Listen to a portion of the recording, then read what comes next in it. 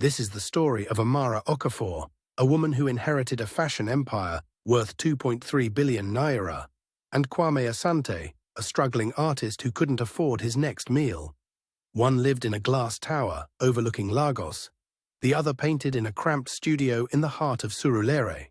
But when fate brought them together in the most unexpected way, jealous enemies, greedy family members, and a dangerous ex-fiancé would stop at nothing to tear them apart. What you're about to witness will challenge everything you believe about love, money, and what it truly means to see someone's heart. The Lagos morning sun cast long shadows across Victoria Island as Amara Okafor stood in her corner office on the 30th floor of Okafor Fashion Empire headquarters. At 32, she was one of Africa's youngest female CEOs, having inherited the billion-naira company from her beloved grandmother Nkechi just 2 years ago. Amara's office was a testament to success. Floor-to-ceiling windows overlooking Lagos Harbour, imported marble floors from Carrara, contemporary African art from renowned artists like Ella Natsui and Yinka Shonibare on the walls. Her desk alone cost more than most Lagos families made in 5 years. But despite all this luxury, Amara felt empty inside, like she was living someone else's life. She held a worn leather journal in her hands, her grandmother's final gift. The pages were yellowed with age, filled with Nkechi's elegant Igbo script mixed with English. Amara had read every page dozens of times, but one passage always made her heart ache. "My dear Amara, I married your grandfather when we had nothing but love and dreams. I sold Akara and Puff Puff on the streets of Onitsha to save money for fabric school. The wealth came later, but it also brought people who only saw Naira signs when they looked at us.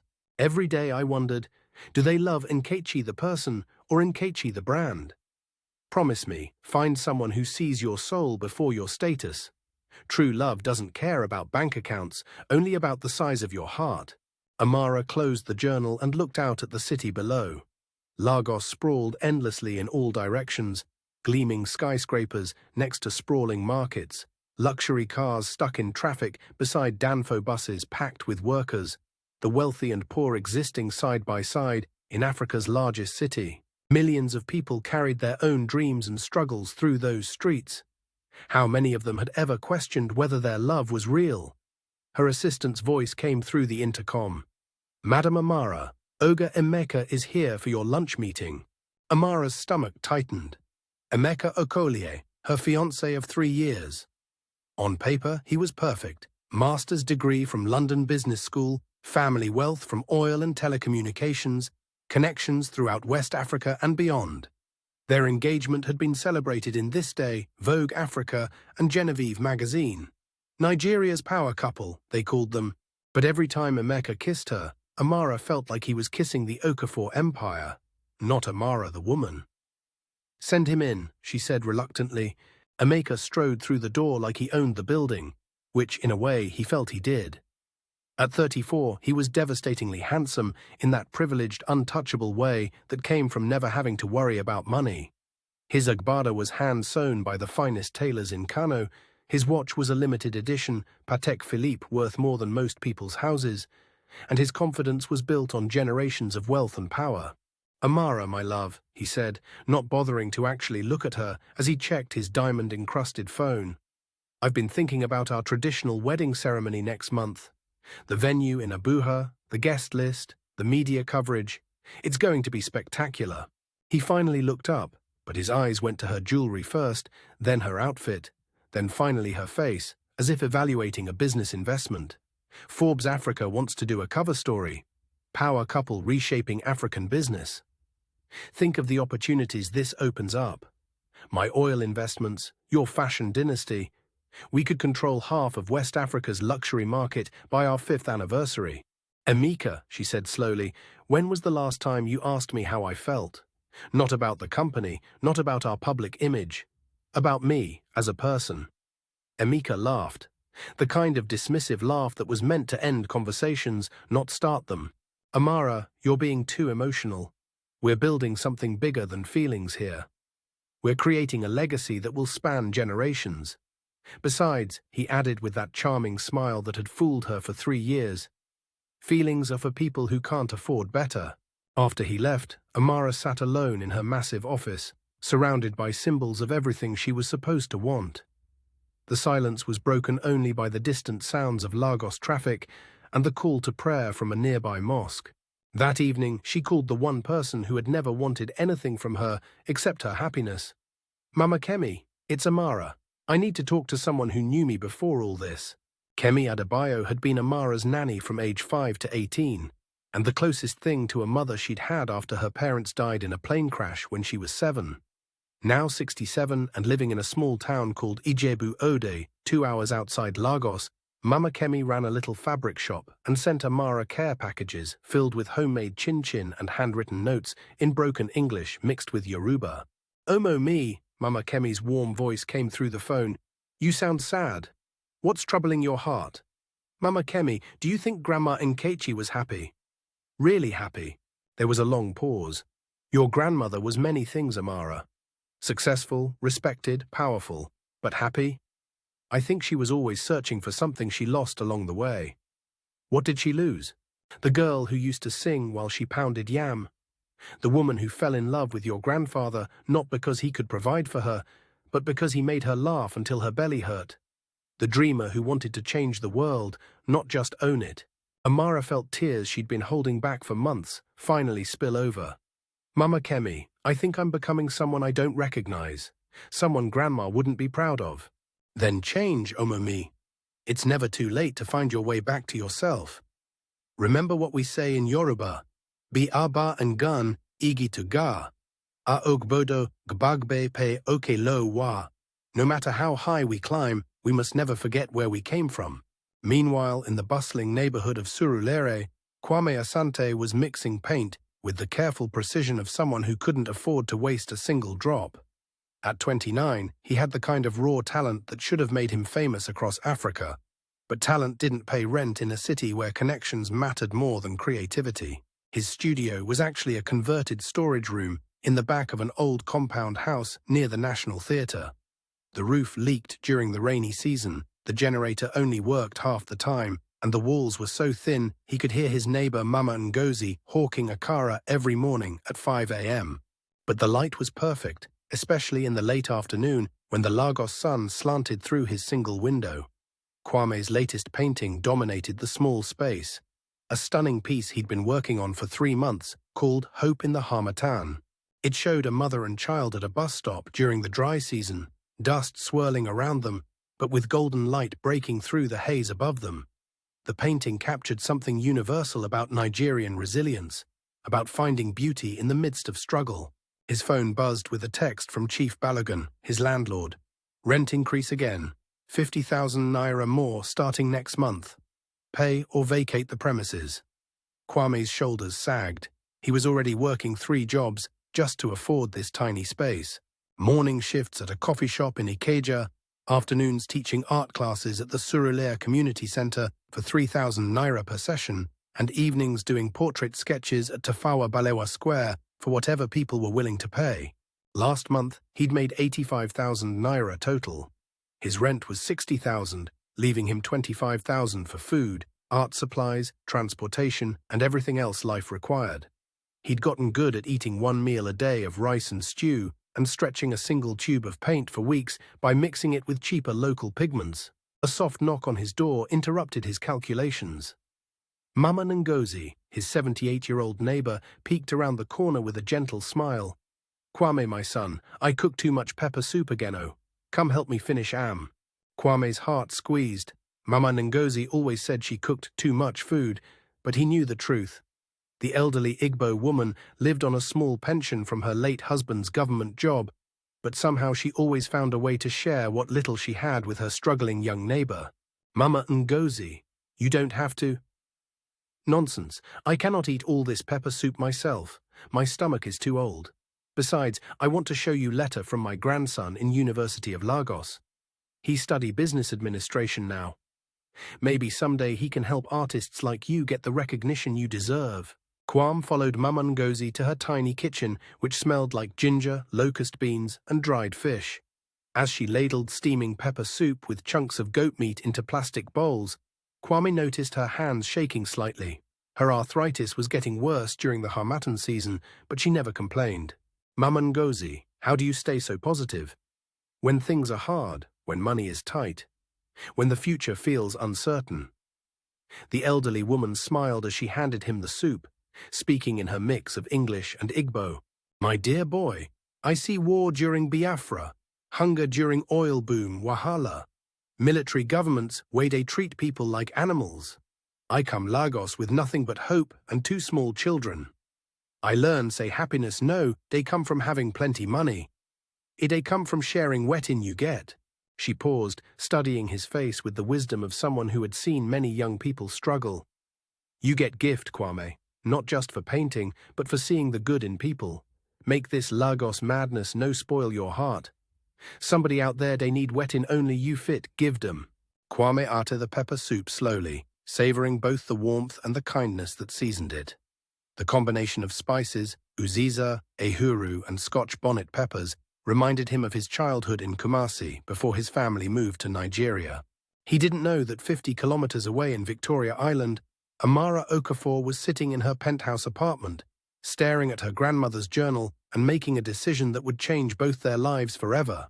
3 days later, Amara Okafor, Billionaire CEO, effectively disappeared from Lagos society. Her assistant found her office empty except for a note written in both English and Igbo. Taking some personal time to find myself. Handle urgent matters as we discussed. Endo, I will be in touch soon.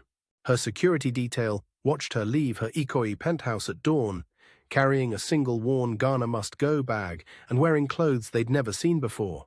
Simple Ankara wrapper, plain cotton blouse, and rubber slippers that looked like they came from Balogun Market. No one followed her as she boarded a Danfo bus heading toward Ijebu Ode, sitting among market traders and office workers, her designer handbag replaced with a simple woven basket. The journey took 3 hours through Lagos traffic, past endless billboards advertising skin-lightening creams and miracle pastas, through sprawling suburbs where corrugated iron roofs stretched to the horizon. With each kilometer away from Victoria Island, Amara felt a weight lifting from her shoulders. She arrived in Ijebu Ode as the afternoon heat was becoming unbearable. The small Yoruba town moved at a different pace from Lagos. Motorcycles puttered lazily through dusty streets, old men played ayo under mango trees, and the air smelled of wood smoke and frying plantains instead of exhaust fumes and ambition. Mama Kemi was waiting at her fabric shop, tears streaming down her weathered face. Omomi, you look like you haven't slept in weeks, she said, embracing Amara tightly. Come, let me prepare some pap and akara for you. That evening, Amara sat on Mama Kemi's veranda, watching the sun set over the town's red clay roofs. For the first time in years, she wasn't thinking about stock prices or board meetings, or what Forbes Africa might say about her latest business decision. Mama Kemi, she said quietly, I want to disappear for a while. To become someone new, someone who has to work for everything they have. The older woman studied her face carefully. You want to know if people can love Amara without the Okafor name? Yes. Then we give you new identity. My niece Adunni just moved to Lagos for university. You take her place for some time. And so Amara Okafor, fashion empire heiress, became Adunni Adebayo, a young woman from Ijebu Ode seeking work in the big city. Mama Kemi's connections found her a small room in a Face Me I Face You compound in Surulere, not far from the National Theatre. The room was smaller than her walk-in closet back in Ikoyi. Just enough space for a bed, a small table, and a corner for cooking. She shared a bathroom with 8 other tenants and had to buy water from the Mai Rua who came around every morning with his cart. But for the first time in years, Amara felt free. Her first job interview was at the Surulere Community Centre, a modest concrete building that served the neighbourhood's working families. She had applied for a cleaning position under the name Adunni Adebayo, claiming to be 25 years old and desperate for work. The pay was 800 naira per day, less than she used to spend on a single bottle of imported water. Folake Bello, the head supervisor, looked Amara up and down with obvious suspicion. At 35, Folake had been cleaning buildings in Lagos for 15 years, working her way up from floor mopper to department head. She had developed a sharp instinct for people who didn't belong. So you be the new girl, Folaka said in pidgin English, her voice cold. Let me guess. University graduate, way no fit, find proper job? Amara kept her voice steady, trying to match the local accent. I just need work, Ma. Folake's eyes narrowed. Something about this girl was off. Her posture was too straight, too confident. Her hands were too soft, despite the calluses she'd obviously tried to fake. And her way of speaking, even when she tried to use pidgin, her English was too refined, too educated. Look those hands, Folake muttered to her assistant supervisor. Real cleaning ladies no get hands like that. And you see how they walk? Like say she owned the whole place. Meanwhile, just 2 streets away in his converted studio, Kwame was putting the finishing touches on a new painting, when his phone rang with news that would change his routine forever. Kwame, my brother. It was Taiwo, his friend who taught music at the community center. You need to come see this new cleaning lady, something different about this one. Why should I care about the cleaning lady? Just come, man. Trust me on this one. That afternoon, Kwame arrived at the community center to set up for his weekly art class for neighborhood children. As he carried his supplies down the hallway, he heard the sound of someone humming. A beautiful, melodious voice, singing what sounded like a Yoruba lullaby, mixed with something he couldn't identify. He paused outside the janitor's closet and saw a young woman organizing cleaning supplies with careful precision. She moved with an unusual grace, like each motion was choreographed. Her wrapper was simple Ankara fabric, but the way she wore it suggested someone comfortable with fine things. Excuse me, Kwame said softly. The woman looked up, and Kwame felt his breath catch. She had the most intelligent eyes he'd ever seen, sad but bright, like someone carrying beautiful secrets. For a moment, neither of them spoke. You're new here, he said finally. Yes, sir. I'm Adunni. Her voice was musical, cultured despite her obvious attempt to sound casual. Kwame noticed the contradiction, but found it intriguing rather than suspicious. I'm Kwame. I teach art classes here in the afternoons. Art classes? For a moment, Amara's carefully constructed accent slipped, revealing her genuine excitement. What kind of art? Painting, mostly. Some drawing and sculpture when I can afford the materials. Amara had grown up surrounded by African art. Her grandmother had been one of the first collectors to invest seriously in contemporary African artists. She'd spent countless hours in galleries and studios, learning to appreciate the intersection of traditional and modern African aesthetics. Do you know Ben Nwonwu's work? She asked, then immediately regretted it. A cleaning lady from Ijebu Ode wouldn't know about Nigeria's most famous painter. But Kwame's face lit up. Queen Anioma. That's one of my favorite paintings. You know Nwonwu? Amara scrambled to explain. My secondary school teacher showed us his work once. Kwame nodded, but something in her eyes suggested a deeper familiarity with art than most people possessed. Still, he was impressed that someone would remember Nwonwu's masterpiece. Would you like to see some of my work sometime? He asked impulsively. I would love that, Amara replied, and her genuine enthusiasm shone through despite her nervousness.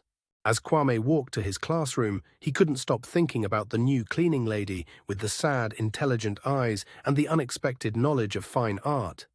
He didn't know that Amara was standing in the supply closet, her heart racing from their brief conversation. When was the last time someone had invited her to see their art, simply because they wanted to share something they loved? Not because they wanted to impress her or network with her family or gain access to her wealth, but because they thought she might appreciate their passion. That evening, as Amara swept the community center's floors, she listened to the sounds coming from Kwame's art class. His voice was gentle but enthusiastic as he encouraged the children. Art is not about making something perfect, she heard him say to a frustrated young girl. It's about showing people how you see the world. And your world is beautiful, Kemi. Don't let anyone tell you different. Amara paused in her sweeping.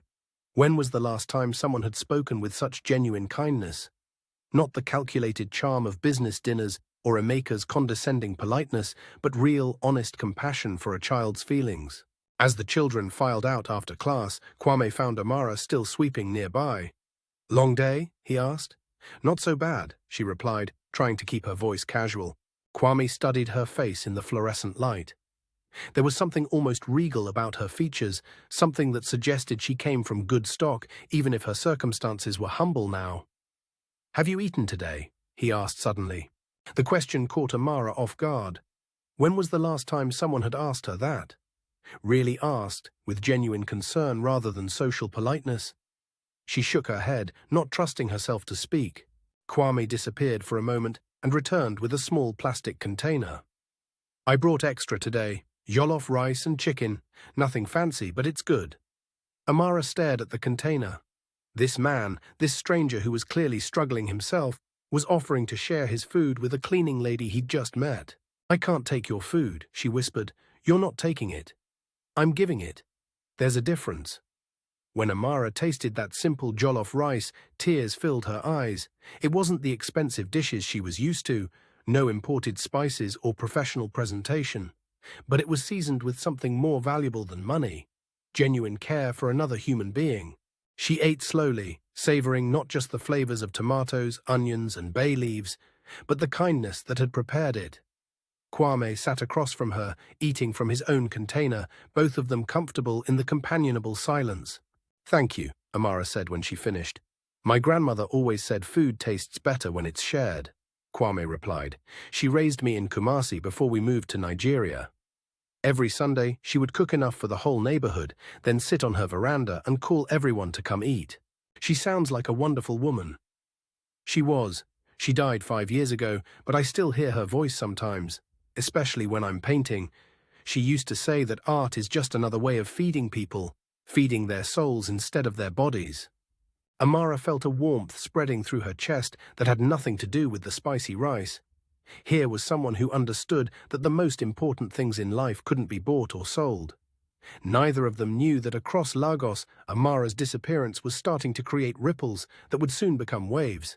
In the gleaming boardroom of Okafor Fashion Empire, tension crackled like electricity before a thunderstorm. Chief Victor Okafor, Amara's uncle, sat at the head of the polished mahogany table, his expensive agbada spread around him like the wings of a predatory bird. At 58, Victor had always believed the company should have gone to him when Nkechi died. Not his naive niece.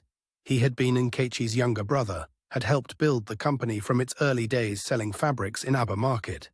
The fact that a woman, even family, now controlled billions of naira while he remained a mere board member rankled him deeply. "Gentlemen," he addressed the other board members, his voice carrying the authority of someone accustomed to being obeyed. "My niece has been missing for 4 days. 4 days without contact, without explanation, without regard for her responsibilities to this company or our shareholders." The other men shifted uncomfortably in their seats. Dr. Emeka Nwosu, the company's chief financial officer, cleared his throat nervously. "Perhaps she's just taking a short vacation, Chief Victor. You know how stressful this business can be." "A vacation?" Victor's laugh was bitter. "Without security? Without informing her fiancé? Without answering calls from major clients?" He leaned forward, his eyes glinting. "This is not a vacation. This is a breakdown." He stood and walked to the windows overlooking Lagos Harbor, where expensive yachts bobbed alongside fishing boats in the choppy waters. "I've been watching Amara closely since she took over. The erratic decisions, the emotional outbursts, the way she's been questioning every tradition our family built. And now this, abandoning her post without explanation. It's clear she's mentally unstable." Another board member, Alhaji Musa Abdullahi, spoke up carefully. "What are you suggesting, Chief Victor?" "I'm suggesting we do what's best for the company and the family name. We declare Amara temporarily unfit to serve as CEO and transfer her duties to someone more reliable." The implication was clear. Victor wanted to stage a corporate coup while his niece was missing. Meanwhile, in his own gleaming office in Ikoyi, Emeka Okolie was making phone calls that would prove far more dangerous than Victor's boardroom machinations. "I don't care what it costs," Emeka snarled into his diamond-encrusted phone. "Find her. My fiancé doesn't just disappear without consequences." The private investigator's voice crackled through the expensive speaker. "Sir, we've checked all the usual places. Her friends, the family compound in Enugu, even the spa resorts in Ghana. It's like she vanished into thin air."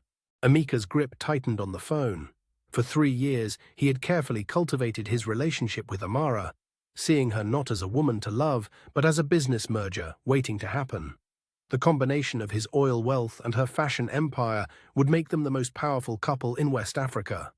He had invested too much time and effort to let her slip away now. Expand the search. Check the villages, the rural areas. Maybe she's having some kind of spiritual crisis and went to see traditional healers or something equally ridiculous. After ending the call, Emeka sat back in his leather chair, his mind racing. If Amara thought she could embarrass him by running away, she was about to learn a very expensive lesson about the consequences of defying Emeka Okolie. He picked up his phone again and dialed a number he hadn't used in years. "Chief Balogun, it's Emeka Okolie. I need a favor." Back in Surulere, Amara was discovering muscles she never knew she had. Her back ached from bending over mop buckets filled with water that smelled of cheap disinfectant. Her hands were getting rough and calloused despite the shea butter she applied every night. Her feet hurt from standing on concrete floors for 8 hours at a time. But strangely, she felt more alive than she had in years. Every morning, she woke to the sound of Mama Ngozi hawking akara outside her window. The smell of palm oil and ground beans mixing with the exhaust fumes of Lagos traffic. She would wash from a bucket of water she had bought the night before, put on her simple wrapper and blouse, and walk 15 minutes to the community center through streets bustling with life. The work was harder than anything she had ever done. Folake seemed determined to make her life miserable, assigning her the worst tasks: cleaning the men's toilet, scrubbing graffiti off walls, mopping floors that seemed to get dirty again within minutes. But every afternoon brought her favorite part of the day: Kwame's art class. She would find excuses to clean nearby just to hear his voice as he encouraged the children. His teaching style was unlike anything she had seen in the expensive art classes she'd taken as a child. There was no pretension, no showing off. Just genuine love for art and deep care for his students. "Color doesn't have rules," she heard him tell a boy who was frustrated with his painting. "If you want to paint a purple tree or a green sky, you do it. The world has enough brown trees and blue skies.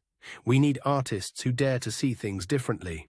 One rainy Thursday, Amara was cleaning windows when she noticed Kwame sitting alone in the art room after class, staring at a blank canvas. But he wasn't painting. His shoulders were slumped, his head in his hands, and she could see the weight of worry pressing down on him. She knocked softly on the doorframe. Kwame looked up and she could see the exhaustion in his eyes. "Are you all right?" she asked gently. Kwame let out a bitter laugh. "My landlord just raised my rent again, 3rd time this year. I think he's trying to force all the artists out to sell to developers." Amara's business instincts kicked in immediately. "That's illegal. There are tenant protection laws in Lagos State that prevent—" She stopped herself mid-sentence, realizing her mistake. Adunni Adebayo, a cleaning lady from Ijebu Ode, wouldn't know the intricacies of Lagos property law. Fortunately, Kwame was too lost in his own problems to notice her slip. "Laws don't matter when you don't have money for lawyers," he said quietly. "Chief Balogun owns half the buildings in this area. He does what he wants." "How much is the increase?" 50,000 naira more per month. "I'm already barely surviving on what I make." Kwame's voice cracked slightly. "I'll have to leave Lagos, go back to Kumasi maybe, find some other way to make a living." Amara's heart broke. This man who shared his lunch, who taught children to see beauty in the world, who created paintings that captured the soul of Nigeria, was being driven out by pure greed. Maybe something will work out," she said softly, wishing desperately that she could reveal who she really was and solve his problems with a single phone call. Kwame looked at her with such sadness that Amara felt physically pain in her chest. "You know what the worst part is? It's not just me. Mama Ngozi lives in the same compound. She's 78 years old, been there for 20 years. Her whole life is in this neighborhood. Her friends, her church, the market where everyone knows her name. If I leave, who's going to look out for her?" That evening, Amara sat in her tiny room, staring at the phone she had hidden in her Ghana must-go bag. One call to her lawyer, one wire transfer, one business acquisition, and Kwame would never have to worry about rent again. But if she revealed herself now, would he think their entire relationship had been a lie? Would he see her kindness as pity? Would he assume she had been studying him like some kind of fascinating social experiment? More importantly, would he be able to love her knowing the vast gulf between their worlds? As she wrestled with these questions, trouble was closing in from multiple directions. At the community center, Folake was getting more suspicious by the day. She had started watching Amara carefully, noting the way she held herself, the way she spoke when she thought no one was listening. "That girl is not who she says she is," Folake told her friend Adunni during their lunch break. "Mark my words, she's hiding something big." Even worse, 3 young women who volunteered occasionally at the center had begun to take notice of the new cleaning lady with the airs and graces. Bisi Adeyemi worked as a receptionist at a nearby bank and fancied herself Lagos royalty because her father owned a small import business. At 26, she had perfected the art of looking down on people she considered beneath her station. Tope Williams was 24 and desperate to be a social media influencer, constantly posting photos of herself at expensive restaurants and clubs, funded by a rotating cast of uncles who expected certain favors in return. Funmi Okoro, at 27, was married to a moderately successful contractor and spent her days volunteering at various organizations so she could post about her charity work while treating the actual recipients of that charity with barely concealed contempt. They called themselves the Lagos Girls, and they had turned casual cruelty into an art form. The first time they saw Amara, they knew she didn't belong. "Look at her," Bisi whispered as Amara mopped the hallway. "See how she holds that mop, like she's afraid it's going to dirty her precious hands." Tope immediately pulled out her phone, discreetly filming. "This is content gold. I can smell the fake humble act from here." Funmi adjusted her expensive handbag and sneered. Probably some kind of social experiment. Rich girl playing poor to get attention for her Instagram page. They started small, accidentally spilling drinks right after Amara had mopped, leaving trash in bathrooms with notes that said, "Clean this, please," in mocking tones, loudly discussing how unprofessional the new cleaner looked within earshot. But their cruelest game was the one they played every day during lunch break. Amara would sit alone in the small staff room, eating the simple meal Kwame had shared with her or the rice and stew she had bought from a local buka. The Lagos girls would sit at the table next to her, speaking just loud enough for her to hear. "I heard she thinks she's too good to talk to anyone," Bisi would say, scrolling through her phone. "Probably thinks cleaning is beneath her dignity," Tope would add, positioning her camera to catch Amara's reactions. "I bet she's never worked a real day in her life before this," Funmi would finish, examining her manicured nails with exaggerated boredom. What they didn't know was that their words cut deeper than they intended. Not because Amara was ashamed of honest work, but because she was starting to care deeply about the community she was serving. Their mockery felt like an attack on the person she was becoming, not the person she used to be. But the Lagos girls were nothing compared to the real threat heading towards Surulere. Chief Balogun had received a very interesting phone call from Emeka Okolie, offering him triple the market value for his entire property portfolio in the Arts District. The only condition was that all current tenants had to be evicted immediately, with no legal complications. "I don't care what it takes," Emeka had said during their meeting in a 5-star hotel in Victoria Island. "Make them all leave. I have my reasons." Chief Balogun didn't ask what those reasons were. He didn't care as long as the money was real. And Emeka Okolie's money was very real indeed. The trap was closing around Amara and Kwame, set by forces that saw their growing love as nothing more than an inconvenience to be eliminated. But love, as Amara's grandmother had written in her journal, has its own kind of power. And sometimes that power is enough to move mountains. Or at least millionaires with more money than sense. The crisis began on a Monday morning that dawned grey and humid, with the kind of oppressive heat that made Lagos feel like a pressure cooker waiting to explode. Amara arrived at the community center early, hoping to catch a few peaceful moments before the chaos of the day began. But as she unlocked the janitor's closet, she found Folake waiting for her with a satisfied smirk and 2 police officers. "Officers, now this one I tell Una about," Folake announced in pidgin English, pointing at Amara. "The thief I tell Una." Amara's heart stopped. "What?" Sergeant Adamu, a tired-looking man in his 50s, wearing a wrinkled police uniform, sighed deeply. The last thing he wanted to deal with on a Monday morning was petty workplace drama. But Folake had been persistent in her calls to the station. "Madam, we receive reports say you dey steal cleaning supplies and small money from this place." he said in broken English mixed with Hausa accent. That's not true, Amara protested, but her voice came out weak and shaky. Folaka held up a small bag filled with expensive cleaning products, industrial-grade detergents and disinfectants that gleamed in their professional packaging. I find these ones for her locker, Folek declared triumphantly. This kind expensive chemical costs 3 times wet in we'd budget for No way she fit afford this one with her salary. Amara stared at the cleaning supplies with growing horror. She had bought them herself with cash from her emergency stash, frustrated by the watered-down chemicals that barely cleaned anything. She had thought she was helping improve the center's cleanliness standards. "Madam," the second officer said, pulling out a notepad, "we go need see your identification." Amara's mind raced in panic. Her fake ID said, Adunni Adebayo, but any serious background check would reveal the truth. Folak was watching with gleeful anticipation, clearly hoping to expose whatever secret she believed Amara was hiding. Before Amara could respond, a commotion erupted in the main hallway that would change everything. Excuse me, where is she?" Amara's worst nightmare was walking through the community center doors. Emeka Okolie, wearing a hand-tailored agbada worth more than most people's annual salary, strode into the building like he owned it. His presence immediately commanded attention.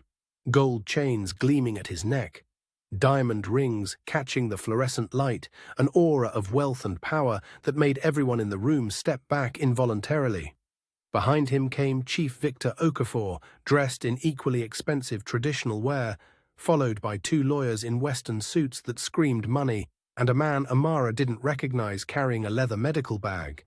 "Amara!" Emeka called out, his voice echoing through the building with all the authority of someone accustomed to being obeyed. "Enough of this nonsense, we're going home." The community center had gone completely silent.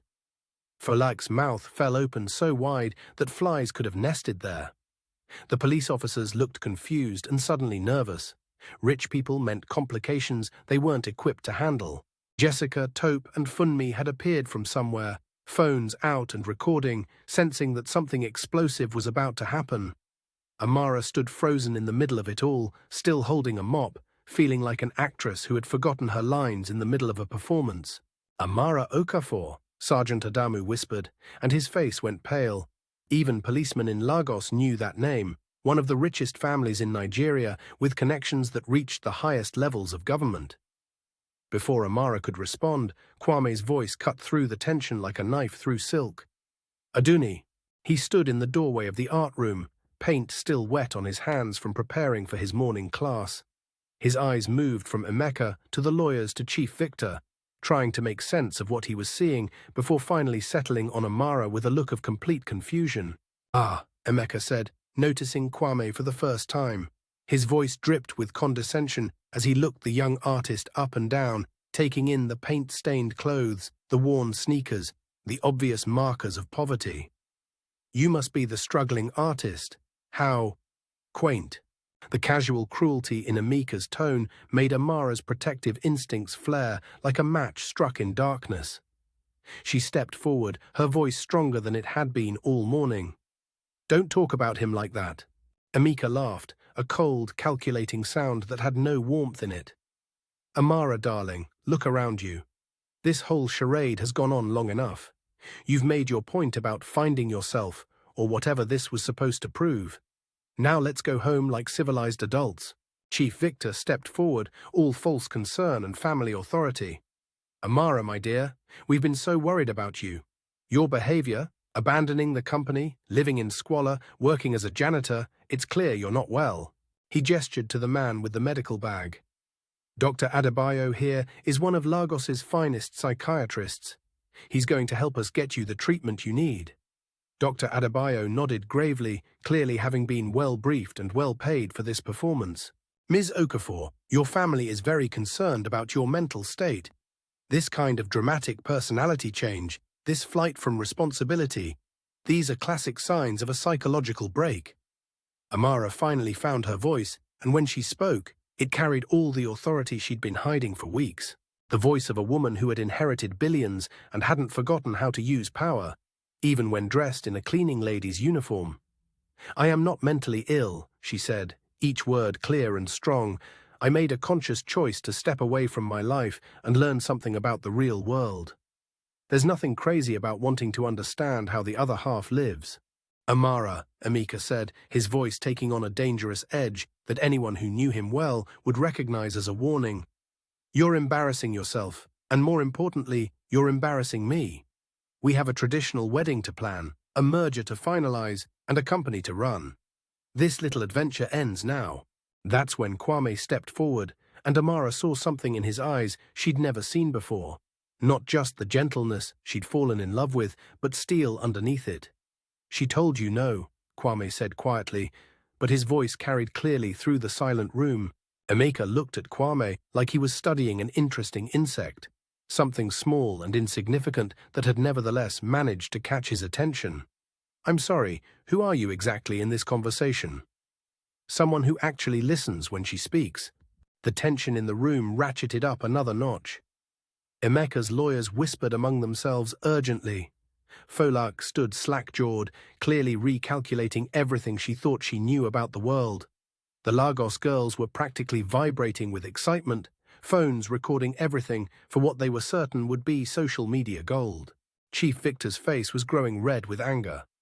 Young man, you have no idea what you're interfering with. This is family business. Family, Kwame interrupted, his voice growing stronger.